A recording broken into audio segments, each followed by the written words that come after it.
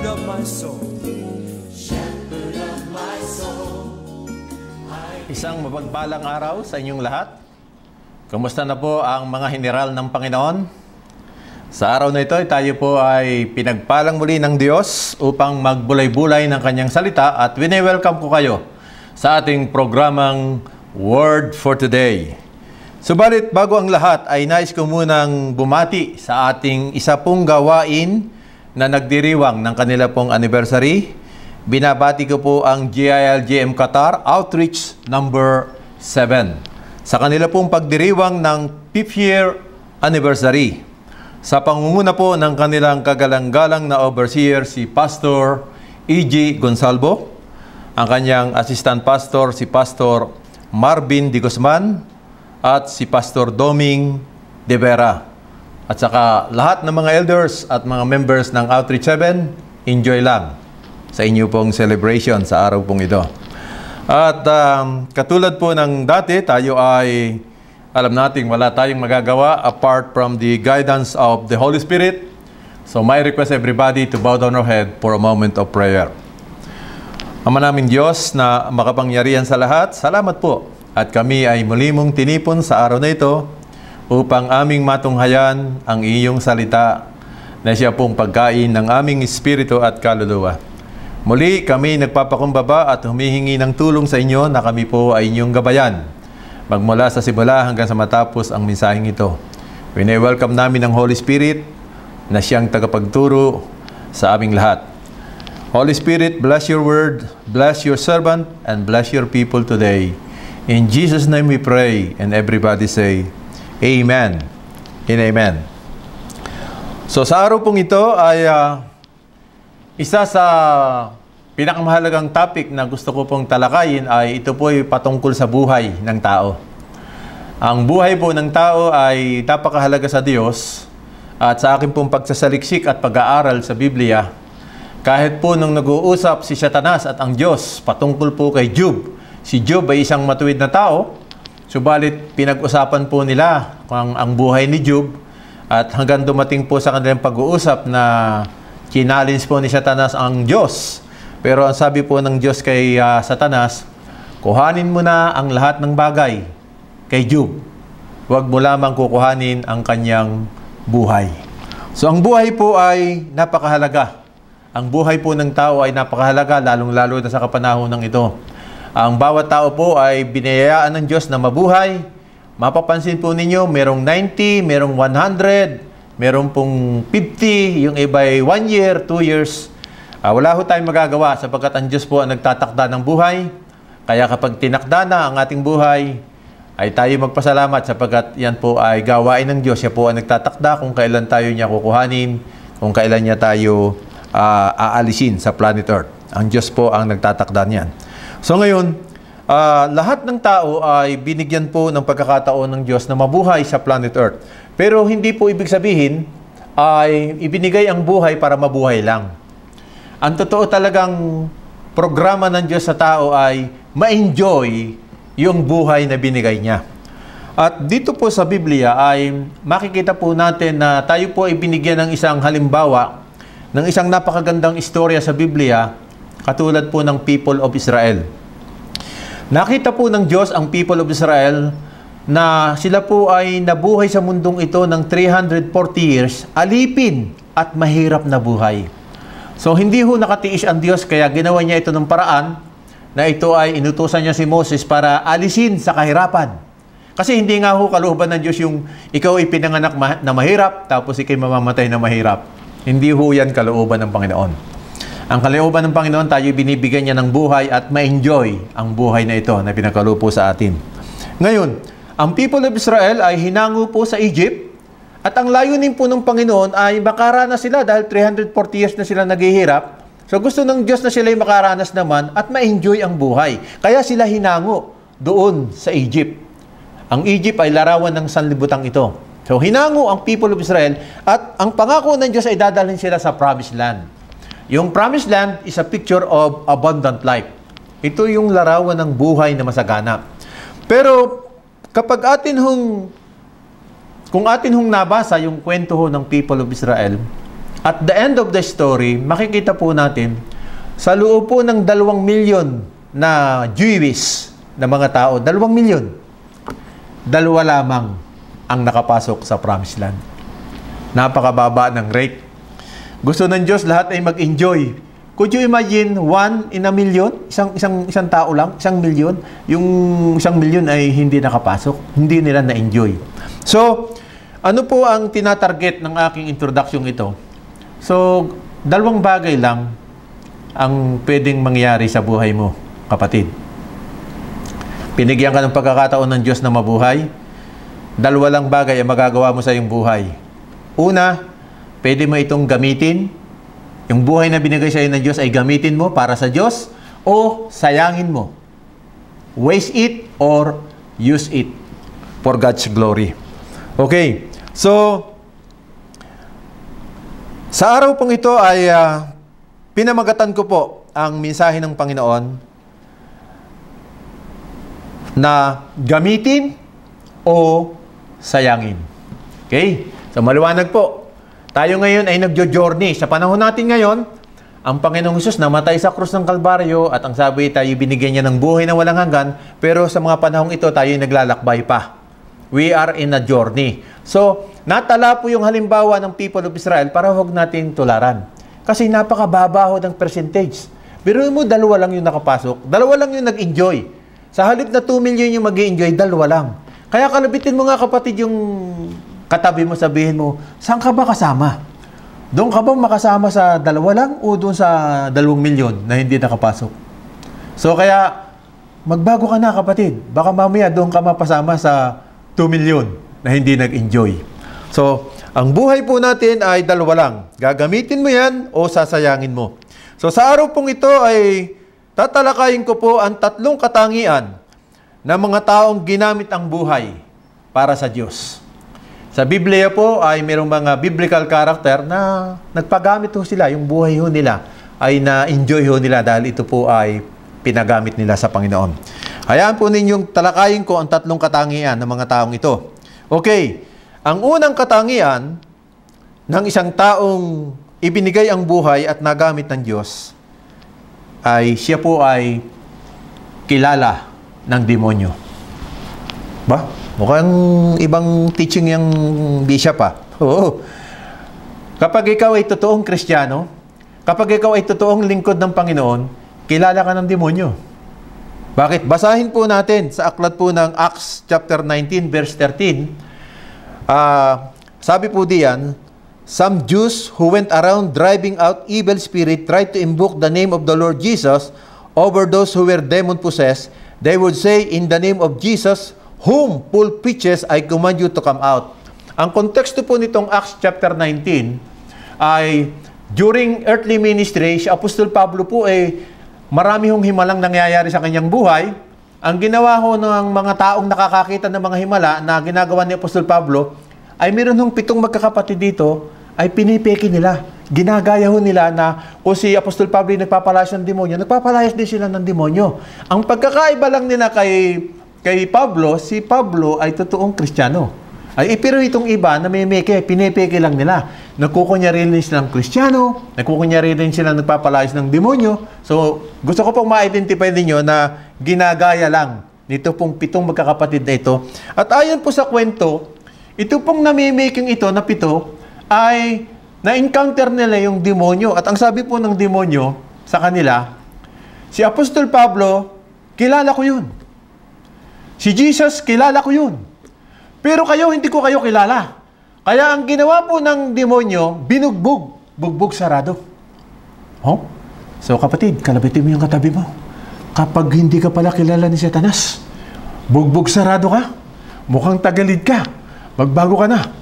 So, ano ba yung mga katangian ng kilala ng demonyo? Ano ba yung mga totoong Kristiyano? Ano ba yung katangian niya? Ay, hayaan niyo pong bumanggit ako rito. Baka sakaling ikaw ay mapasama rito. Sabi niya. Ngayon, sabi ho ni Satanas, ay alam mo, pagka totoong Kristiyano yan, o totoong lingkod ng Panginoon yan, hindi ko pwedeng galawin yan. Bakit? Yung mga totoong Kristiyano yan, hindi yan nalilate sa church. Ha, ganun ba yun? Oo. Tapos, nagbibigay ng tithe yan. Magkatotoong Kristiyano, ganun ba? Oo, cheerful giver yan. Ano pa? Siyempre, humahayo yan. Nangangaral yan ng salita ng Diyos. Ano pa? Laging umaattend yan sa mga gawain sa prayer meeting. Pag may mga seminars, Bible study, laging umaattend yan. Yan ba yung mga tatak kapag totoong, yan yun. Hindi ginagalaw ni Satanas yung mga ganyan. Kilala niya eh. Tapos ano pa? Hindi yan natutulog pagka may divine service. Tapos laging nakikinig yan sa mga mensahe ng Panginoon. Hindi yan nakaupo lang, no? Hindi yan natutulog kapag may preaching. Ganun ba? Oo. Tsaka talagang true worshiper yan. At ang isang maganda, kapag totoong Kristiyano ka, at tapos ikaw ay talagang totoong lingkod ng Panginoon, lumalakad ng matuwid yan. Kaya nga hindi ko maatako yan eh. Kaya nga hindi tamaan ng Kaya nga hindi tamaan ng bugbog sarado yan eh, dahil matuwid yan eh. Kaya nga sabi ng demonyo, si Jesus kilala ko. Si Apostol Pablo kilala ko. Si Bishop kilala ko rin yan. Hindi ko yan pwedeng galawin. Bakit? Ay nabubuhay ng matuwid yan eh. At may kabanalan. Kaya tanong ko mga kapatid, kung sakali ngayon nakatingin sa inyo si Satanas, sa tingin nyo kaya, makalibre kayo, sa mga binanggit ko ngayon, makalibre kayo kay Satanas para hindi kayo mabugbog? Let us examine ourselves. Kasi, yun yung mga peke na Kristiyano na kunyari dumadalo sa gawain, hindi naman nakikinig ng mensahe, kunyari nagbabasa ng Biblia, hindi naman totoong nagbabasa, namimiki yung 7 magkakapatid dito. Kaya nabugbog sarado siya. Ay si Bishop po, ayaw ko kayong mabugbog sarado kaya tinuro ko sa inyo ito. Ang unang tatak o katangian ng isang totoong Kristiyano, kilala ng demonyo. Ano yung advantage pagkakilala ka ng demonyo? Ay hindi nga binugbog ni Satanas. Sabi niya, kilala ko si Pablo, kilala ko si Jesus. Hindi ko yung pwedeng bugbugin. Mga matuwid yan. Ay sinong binubugbog mo? Yung peke. O kalabitin mo yung katabi mo. Parang, tingin ko, parang peke ka yata. Delikado ka, mabubugbog ka ni Satanas. So, yan po yung unang puntos na nais ko pong bigyan ng diin. Dahil nagpagamit si Pablo, nagpagamit si Jesus, so exempted sila sa bugbog sarado ni Satanas. Purihin po ang Panginoon. Pangalawa, ang katangian ng mga taong nagpapagamit sa Diyos, binibigay ang buhay para magamit ng Diyos, ay inuunan nila yung priority kaysa opportunity. Dito po sa aklat po ng Mark chapter 1 verse 35 and the following verses, ito po yung halimbawa ng ating Panginoong Kristo. Ang ating Panginoong Kristo po ay totoong Kristiyano at totoong lingkod ng Panginoon. So, tingnan po natin yung halimbawang binigyan niya sa atin. Pag totoong Kristiyano ka pala, ang sabi po ng Bible, now early in the morning, habang hindi pa sumisikat ang araw, ang Panginoong Hesus pumunta na sa isolated place para manalangin. So, yan pala ang isang tatak kapag ikaw ay totoong Kristiyano. Madaling araw pa, bumabangon na at nananalangin. Ngayon, nung manalangin po siya, siguro mga 2 oras siyang nananalangin yun. Ang sabi po ng talata na binasa natin sa Acts 1:35, hinahanap siya ng mga disciple. At nung magpakita sila, sabi ng mga disciple, si Simon, sabi niya, hinahanap ka namin, saan ka ba nagpunta? Eto, nandito na yung maraming tao nag-iintay sa'yo. Sabi po ng Panginoong Hesus sa mga disipulo, pumunta tayo sa kabilang lugar. Ngayon, ano po yung truth na aking pong isi-share sa inyo? Dito po sa talatang ito, mga magulang kapatid at lahat ng mga lingkod ng Panginoon, meron akong ituturong sikreto sa inyo. Sa talatang ito, makikita natin ang sikreto ni Jesus kung bakit si Jesus Christ ay hindi nakakagawa ng mali. Sabi ng Bible, Jesus Christ never committed mistake, even single mistake in his life. Hindi siya nagkamali kahit isa. At dito ko po nakita ang sikreto ni Jesus. Kasi, kay Jesus Christ po, bago po siya mag-ministers o bago siya gumawa ng kanyang assignment, pumupunta muna siya sa Ama. Kumukuha siya ng job order.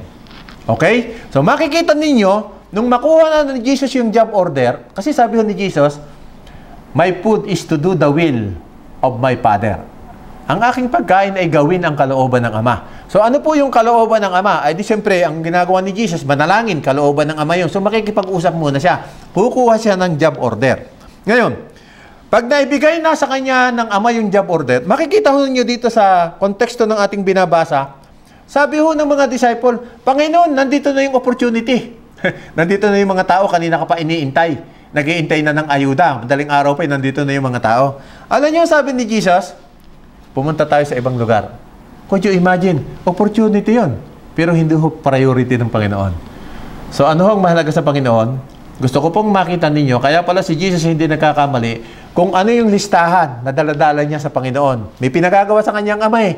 Ay wala sa listahan itong mga nakapila dito, wala. Kaya wala silang ayuda. Sabi ni Jesus ay wala kayong ayuda, wala kayo sa lista ko eh. Anong nakalista sa akin? Pumunta raw ako doon sa kabilang ibayo. Magpipreach ako doon, yun yung nakalista sa akin. Ang aking pagkain ay gawin lamang kung ano yung job order ng aking ama. I must do first what is priority. Hindi yung importante. Yung ano yung priority. Yun ang ginagawa ko. Ang tawag dito ay total obedience to the order of the Father. Hindi mahalaga kay Jesus, magreklamo yung mga tao. Bakit Lord, kailangan din namin, kailangan ka namin ngayon. Bakit kailangan? Wala nga sa listahan eh. Wala nga kayo sa job order eh. So, tatanungin ko po kayo kung kayo'y matatalino. Sa palagay niyo ba, yung iniuutos ng Ama kay Jesus, meron siyang job order eh, may pinagagawa. Ay meron dong mali? Wala. Lahat ng ikinukuman ng Ama kay Jesus ay tama. Kaya si Jesus Christ, kaya ang sabi ng Bible, hindi siya nagkamali. Kasi ang mga ginagawa ni Jesus, kung ano lang yung utos ng Ama, yun lang ang kanyang ginagawa. Paano siya magkakamali? Ay ang Ama naman hindi nagbibigay ng utos na mali. Sabi ni Jesus, my food is to do the will of my Father only and nothing else. Hindi niya yung dinadagdagan. Ang problema natin ngayong mananampalataya, may iniutos ng Panginoon, dinadagdagan pa natin. So hindi yun total obedience. Half obedience yun. Makikita po natin halimbawa po ni King Saul. Si King Saul po, isang halimbawa na half obedience. Sabi ng Panginoon sa kanya, patayin lahat yung mga kalaban. Walang ititira. O ano po ang ginawa po ni King Saul? Sabi po ni King Saul, ay, i-spare natin yung matatabang baka. At ito'y ating ihahandog kay Yahweh parang worship. So yung pong ginawa po ni King Saul, ang tawag po doon ay human will, hindi God's will. Ano ang God's will? Patayin lahat. Anong ginawa naman? Nag-spare siya. So marami tayong ginagawang ganyan. Halimbawa, sabi ng Panginoon, kayo mga mananampalataya, o magbigay kayo ng ikapo, dalhin niyo yung inyong ikapo kung saan kayo kumakain, sa iglesia doon nyo ibigay. Ang ginagawa natin, hindi natin binibigay. Bakit? May pangangailangan doon sa amin sa Pangasinan, sa Batangas, may pangangailangan din. So doon ko ipadadala yung aking tithes. Ay di have obedience yan. Dahil ang utos ng Diyos, doon nyo ilagay kung saan kayo kumakain. Doon nyo ibigay ng tithes. Eh, ba't nyo doon ibibigay? Eh, kasi mas marunong pa kayo sa Diyos. Dinadagdagan mo yung kalooban ng Diyos. Nakasulat na nga sa Bible, nakasulat na nga sa Malakay 3:10 kung saan mo dadalhin. Kung saan mo pa pinagdadala. So, ibig sabihin, ay dinadagdagan mo yung utos ng Diyos. At ang ibig sabihin nun, mas magaling ka pa sa Diyos. Sinabi na nga ng Diyos doon dalhin, kung saan mo pinagdadala. So, ang tawag diyan, sacrifice. Marami tayong ginagawa sa buhay na sakripisyo, pero hindi yun ang pinapagawa ng Diyos. Inuuna natin yung mga opportunity. Inuuna natin yung mga importante, hindi yung priority. Okay? Balance life ang kailangan. Si Jesus po balance eh. Ha? Hindi siya namumove. Tingnan ninyo yung halimbawa ko ni Lazaro, yung kaibigan niya, si Lazaro. Lumapit ho yung mga kaibigan ni Jesus sa kanya. Sabi niya, Jesus, yung best friend mo, si Lazaro, may sakit. Tanong ko sa inyo kung nabasa niyo yung istorya. Inuna ba ni Jesus yon? Hindi. Hindi siya pumunta. 4 na araw, may pinuntahan siyang iba. Bakit? Hindi niya yung priority. Mahalaga kay Jesus yung priority, hindi yung importante. Importante rin na pagalingin siya, importante rin kumain, lahat ng bagay importante. Pero kung gusto mong ikaw ay maging balanse ang buhay mo, dapat katulad ka ni Jesus. Ang inuuna ni Jesus ay yung priority. Ano ba yung job order ng Panginoon? Ang ginagawa natin, hindi job order, out of order. Okay? Out of order ka, kapatid. Ha?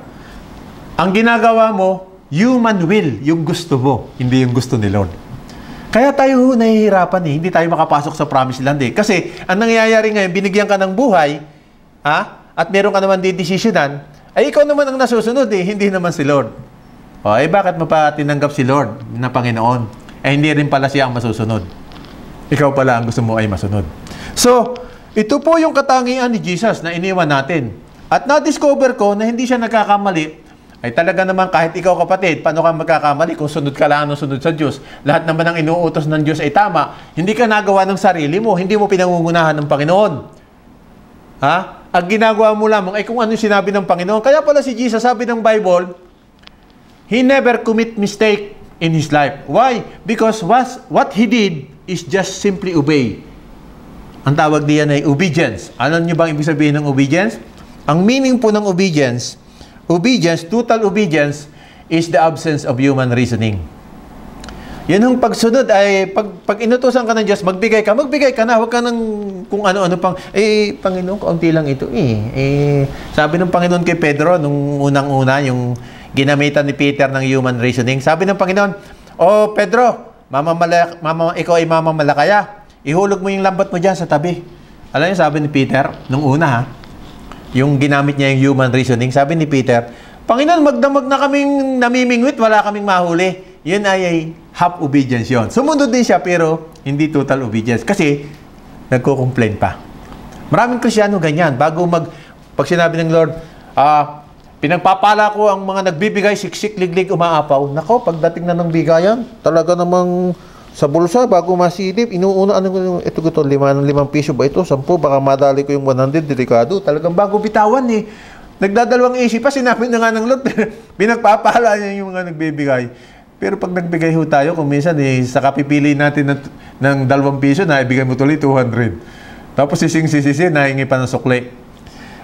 So, ano po ba yung style na iniwan sa atin ng Panginoon? Ang Panginoon sabi niya, ang mahalaga sa akin, kung ano yung priority. Ano yung pinagagawa ng Diyos. Hindi yung importante. So, ang balancing buhay, unahin mo muna yung order ng Panginoon. Sunod na yung, tupalo na lamang yung mga importante. Kaya makikita po natin na ang Panginoong Hesus ay very successful sa kanyang earthly ministry at ito na-discover ko, kaya hindi siya nagkamali. Sapagkat siya ay nagdidepende lamang kung ano lang utos, ilang kanyang susundin. Ay ang kagandahan nito, lahat ng utos ng Ama ay tama, hindi siya nag-uutos ng mali. So, ngayon, para makopya natin yung halimbawa na iniwan sa atin ng Panginoon, ay di kinakailangan pala ay madaling araw pa, kapatid, ha? Early in the morning. Sungkitin mo na. Ano ba, Panginoon, ang job order? At kung ano lang ipagagawa mo sa akin, biruin mo, bakit mahalaga na gawin mo yung priority kaysa importante? Kasi ganito yan. Kung ang Diyos ay nagbigay sa iyo ng 10 assignment, yung siyam doon ay priority, isa lang ang importante. Ngayon, ang ginawa mo, inuna mo yung importante. Importante inuna mo. Nakagawa ka ng 6 na importante. Hindi naman pinapagawa sa iyo ng Panginoon. Ay di na mismo yung priority. Ay 24 hours lang ang bigay sa atin . So, minsan, mas marami tayong ginagawa yung kalooban natin, yung gusto natin gawin, kaysa kalooban ng Diyos. Kaya hindi natin maranasan yung masaganang buhay na ipinangako ni Jesus kasi ang totoong buhay ay ang dapat ay ang masunod ay ang Diyos, hindi ho tayo. Kasi, bakit dapat ang Diyos ang masunod? Kasi alam na ho ng Diyos yung mga mangyayari in the future . Siya ho ay tested na siya. Alam niya na kung ano yung magandang buhay, alam niya na kung ano yung magandang decision. So, sundin mo lang siya katulad ni Jesus. Sunod lamang siya ng sunod. At dahil doon, ang ating pong Panginoon Jesucristo ay naging successful po ang kanyang earthly ministry. So, ano yung pangalawang katangian ng mga totoong Kristiyano, mga totoong lingkod ng Panginoon? Inuuna niya ang kalooban ng Diyos, yung priority, bago yung opportunity. Okay? Minsan tayo, grab mo yan, i-grab mo na yan, opportunity na yan . Ay, hindi naman yan yung priority . Kaya ngayon, hanggang ngayon, awan tikwalta na to, hanggang ngayon wala ka pa rin. Wala ka pa rin pag-asenso. Bakit? Ang ibig sabihin kasi noong mga opportunity, ayan yung man's will, kalooban ng tao. Hindi God's will. Nauuna natin yung man's will, hindi yung God's will. Kaya, ang nangyayari sa atin, hindi natin maranasan yung pangako ng Diyos. Ngayon, ano ba yung will ng Panginoon? Ay di yung Biblia. Ang salita ng Diyos ay kalooban ng Panginoon. Kung inuuna nating sundin yung utos ng Diyos sa Biblia, ay di God's will yun. Mararanasan natin yung sinabi ni Jesus, I come that you may have life abundantly. So mga magulang at kapatid, ayos-ayos lang ang buhay . Madaling araw, gumising ka na.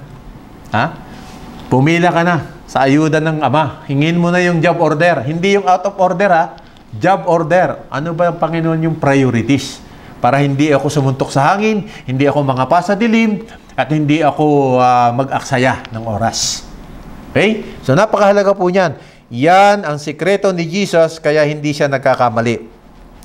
Inuuna niya ang priority, yung checklist na ibinigay sa kanya ng Panginoon, bago yung opportunity. Yan po yung second point. Ang third point na katangian ng taong totoong Kristiyano at totoong lingkod ng Panginoon, siya po ay blameless, siya po ay walang kapintasan, at siya po ay may takot sa Diyos. Mababasa po natin yan sa Job chapter 1 verse 7. Ito po yung halimbawa po na nag-uusap si Lucifer at ang Diyos. Ang sabi ng Diyos, nakita mo ba yung aking servant na si Job? Siya ay blameless. Siya ay may takot sa Diyos. Kung mo, pinagmamalaki ng Diyos si Job. Ikaw ba kapatid, kalabitin mo yung katabi mo, ikaw ba pinagmamalaki ng Diyos na ikaw ay blameless? Ano ba ang ibig sabihin ng blameless? Walang kapintasan. Kahit ho yung asawa mo, kahit yung kapitbahay mo, kahit yung ibang tao, walang masabi sa iyo. Isa lang ang pwedeng masabi sa iyo, sobrang bait mo. Yun lang ang pwedeng sabihin. Yun yung sabihin ng blameless. Wala talagang masabi ang ibang tao. So, at kapag ikaw ay ganyan, ikaw ay blameless, ikaw ay may takot sa Diyos, alam nyo, ang isang taong may takot sa Diyos, wala yang dapat katakutan. Pero ang taong takot sa tao, marami yang dapat katakutan. Kasi, kapag ang tao po ay takot sa Diyos, hindi niya magnanakaw ng cellphone kasi alam niyang nakatingin ang Diyos. Pero yung taong takot sa tao, wala naman tao. Kuhanin mo niya, wala naman tao. So, kukuhanin niya yun. Kaya mamaya, nandun na siya sa Muntinlupa. Nakakulong na. Kasi takot lang siya sa tao. Hindi siya takot sa Diyos. Kaya sabi ko, kapatid, kalabitin mo yan, dapat sa Diyos ka matakot. Pagka ikaw sa Diyos natakot, wala ka nang dapat katakutan. Kasi hindi ka gagawa ng mali. Hindi ka magnanakaw, hindi ka magchichismis, hindi ka makikialam sa buhay ng may buhay kasi takot ka sa Diyos. Yan ang katangian ni Job. Kaya pinagmamalaki siya ng Panginoon. So, ito po, in summary, maikling-maikli lang ang mensahe ng Panginoon dahil ayaw kong mabugbog Ang mga taga-GILGM, nag-a-anniversary pa rin naman. O yung mga nag-a-anniversary dyan, baka mamaya paglabas mo, bugbog sarado ka na ha. Kasi hindi ka kilala ni Satanas. So, ang pangalawa, alin ba kapatid ang inuuna mo? Pangalawang puntos, katangian ng tunay na lingkod ng Panginoon. Alin ba ang inuuna mo? Yung bang importante o yung priority? Ang iniwan pong halimbawa sa atin ni Jesus, inuuna niya ang priority. Hindi po yung opportunity. At ang ikatlong puntos na atin pong tinalakay at natutunan sa araw na ito, katangian ng isang tunay na lingkod ng Panginoon, tunay na Kristiyano, siya po ay walang kapintasan at meron siyang takot sa Diyos.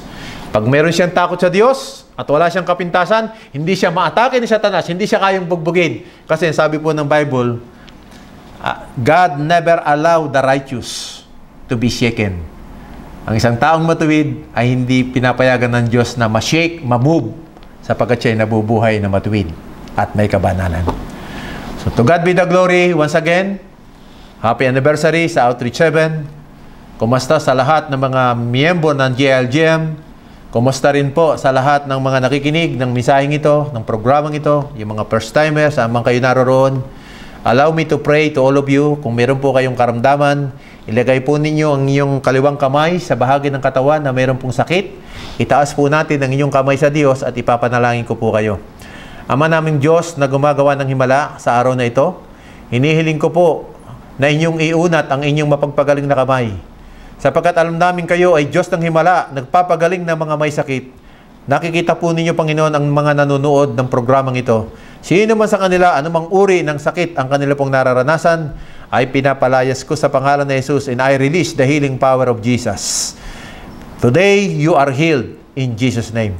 At kung kayo po ay tumanggap ng himala ng kagalingan, sumulat lang po kayo sa bishopding@yahoo.com at ipatotoo po ninyo ang himalang ginawa ni Jesus sa inyo pong buhay. To God be the glory. God bless you. Mabuhay po kayong lahat.